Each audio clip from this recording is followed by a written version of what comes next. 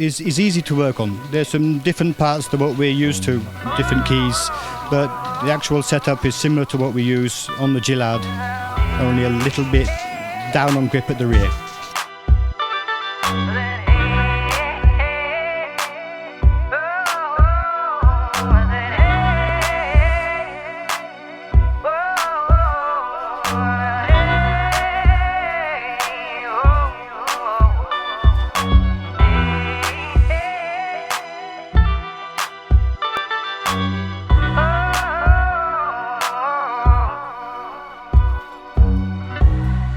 Stuck here in a dream,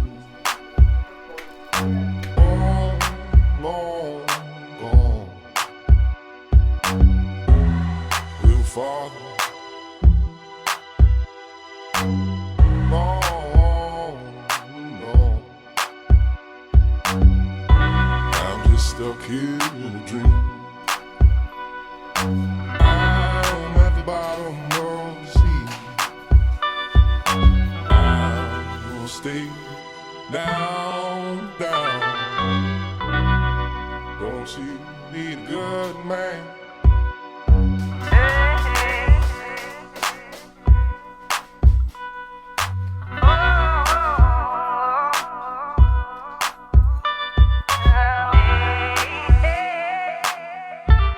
Friday brought wet conditions as the long-awaited rainfall finally came down. The morning warm-ups were run on a slippery and wet track, which produced numerous spin-offs. Under these tricky conditions, the lap times fell off by 6 to 8 seconds per lap. The rain that fell during the final moments of Friday's on-track action turned into a major storm overnight.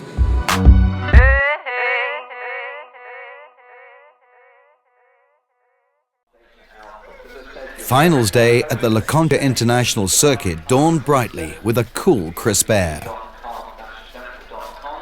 All around the paddock, the low murmur of voices were heard as the teams quietly set about making final adjustments in preparation for the day's racing.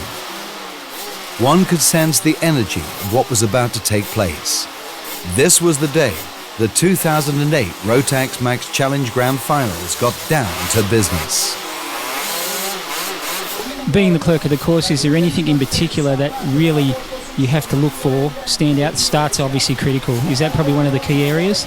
Yeah, very much so in the starts, but the other point is we do have cameras now, which is becoming more and more into kart racing, and even throughout the other parts of the world I know that cameras are becoming more important, and particularly at the start. So the new tramline system, the CIK regulation, first corner obviously is very important, and that's what we're really watching for. It's the important part of the race.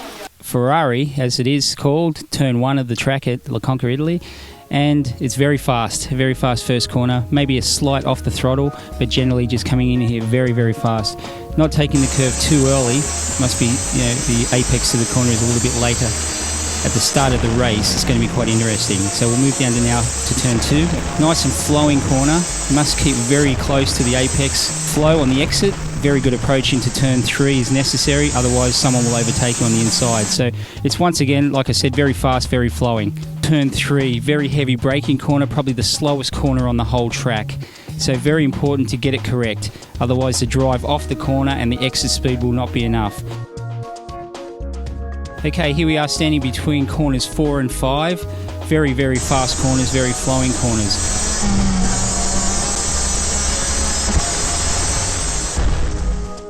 Okay, here we are, turn 6 of the track, actually called Curva Mansell. Very, very heavy braking once again, not as much as turn 3, but you still got to get on the brakes. A nice flow through the corner, a lot of roll time, a lot of roll speed through the turn.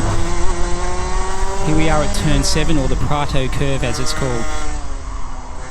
Here we are standing in turn 8, or Villeneuve curve as it's known, a double apex corner. So you have to get this correct to get good speed on the exit and coming into turn 9. Here we are, corner 10, or the centre S's as it's known. Once again, very important, as all parts of the circuit are, but this is really critical to get your speed on the exit. The initial part of the corner, back here, you want to cut the corner as much as possible. No problem for the kart at all. But on the exit of the corner, you must miss the ripple strip on the left-hand side.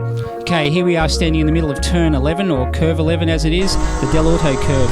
Very fast, very flowing, full throttle. You need a good momentum through here to carry your speed into turn 11 coming onto the main straight. Corner 12 of the circuit, the last corner before the main straight.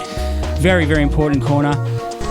An overtaking opportunity, last corner, last lap situation. Have to get it right. It's a double apex corner, a little bit wide on the entry, carrying your speed through the middle of the corner, fast on the exit of the corner. Okay, here we are approaching the start-finish line.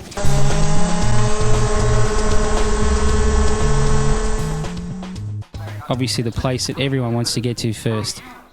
The final day started with the 125 Junior Max Final. The power packs used for the races are sealed Rotax 125 Junior Max, 125 Max, as well as 125 Max DD2 engines.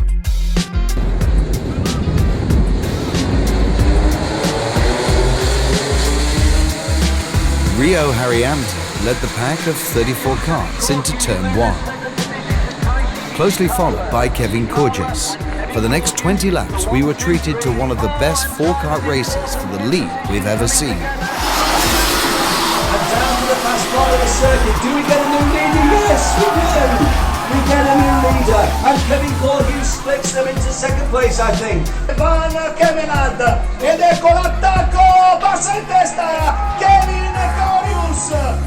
What a final! The lead changing hands so many times, the front places so many times. 10 laps gone, 10 to go, and Facundo Chapur leads. Kevin Kurges second, and Paul Falkman in third place. Impressively, Facundo Chapur of Argentina had worked his way up through the pack, and by halfway had taken his share of the lead. Not to be outdone, defending champion Kurges took it off him in a daring move into turn 1 the next lap. The lead changes hands again.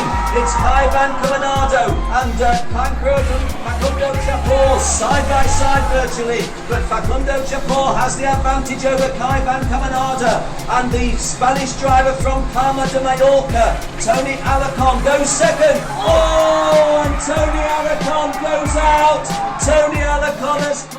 On the final lap, a minor bumping session separated the top 4, and the order ran out. Chapur as world champion of the race, Kurges second, and Paul Falkman of France for the final podium spot. And Facundo Chapur wins it.